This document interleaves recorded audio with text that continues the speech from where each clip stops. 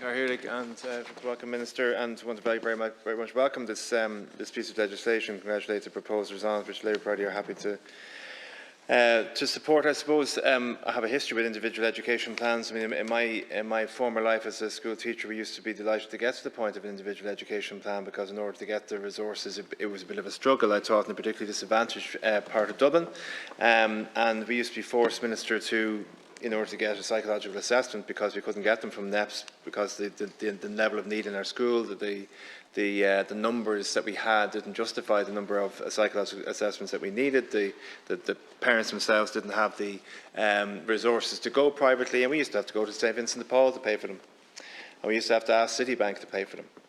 And we always had the sense that those who had resources used to, within their own families, within their own communities, seemed to get more resources from the state and from NEPS than maybe our school did. Now, that's a while ago now, and I think that has been largely addressed, but that was the type of desperation that we had, is that we could, our only way of getting a child assessed at that time was to go to St Vincent de Paul. And now this controversy has come back again. It's not a new controversy where people are going to educational psychologists, and the bona fides of those psychologists are now being called into question. But this is the reality of the situation on the ground. Is when you don't feel you can get the service from NEPS, you are going to try and get your child assessed. So I think a reflection on that from government, I think, would be welcome. I think when you do have an IEP, I think it's only reasonable, as the proposers of the legislation are saying, that it would have some status, and that it would go somewhere, and that there would be a sense that would feed back into an overall sort of inspection system that would oversee these very, very important plans. Because at this stage in this child's life, if this doesn't happen, the issues and the educational challenges that the child have are going to compound themselves. So this is why the IEP is so important, because you are up against the clock. If the issues are going to compound themselves over a period of years, and the IEP isn't, if you like, followed to the letter of the law, or isn't some kind of oversight over it, well, then it's going to disadvantage the child further. I do appreciate there is a review of the EPSN Act, Minister, and that's to be welcomed. I think one of the great disappointments of the last 20 years is that large elements of the EPSN Act weren't commenced. Probably because of resources, and I think at least now you're having that discussion, and you're engaging in a review, which I understand has been extended to the 24th of March, which again is important. Minister, it would be remiss of me during this debate while you're here not to say that the school place issue is still rumbling on, and that there are any amount of constituents coming to me who are fearful of not having a school place for September, and I'd like to get a sense from you as to how the legislation that you brought forward in this House last year, how it is bringing into effect the availability of class places for children with additional needs, and particularly for those with autism. Because the level of need in my own constituency, I'm thinking of Dublin 5, Dublin 13, the lack of availability of assessments, the lack of availability of interventions, the constant tale of 12 months, 24 months, 36 months. I know it's not strictly necessarily under your remit, but it is connected. And far too often these parents find themselves in between the various different departments with the HSC and the Department of Education, and their child falls through the cracks. And as you know, and I know, and as people in this House have said thousands of times, the exhaustion levels of parents who feel as if they have to fight at this stage in order to get the most basic of provisions for their child. And again, they see the clock running out on the potential for a meaningful intervention to take place, because the child is 5, and then the child becomes 6, and the child becomes 7, and some of them are ageing out as they're waiting of the interventions that they could possibly have.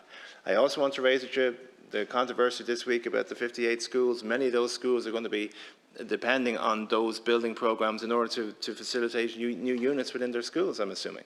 And we still don't know the list of what those schools are. And the patron bodies don't know the list of what those schools are.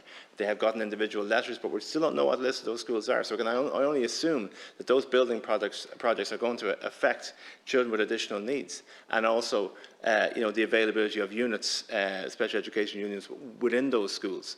So I think some reflection on some clarity on that is needed, Minister, because we're now facing into a situation of uncertainty, going into Patrick's week break from the Oireachtas. Won't be too long until we're heading into Easter, and schools are literally at the end of their tether, having gotten these communications from the Department and wondering where they stand now. So it's not fully the Department of Education's responsibility, because the Department of Public Centre and Reform also has to step up here, but it's a level of uncertainty again which has been found within this entire system, this entire area, which is not really the way that we want to run things. So just returning back to the bill, appreciate absolutely where the proposals are coming from. Happy absolutely to accept what they're saying. I would refer back though to this, and Deputy Collins is right, on this 12 months issue that is a constant really within the way that we do business here. It feels as if a good piece of legislation is brought forward by an opposition deputy, the way to kill it is to give it 12 months. And it feels as if, the first or second time that it happened, I felt maybe in good faith we've worked with government on it. But it's come to the point now where I don't think it's actually been done in good faith. It's done in a way so that the bill can't be voted down. And that you can hide behind this elongated process of a 12 months review until the next stage. And I hope in this instance, Minister, that isn't the case, because in fairness, there is an Epson Act review and you want to feed into that. I accept that.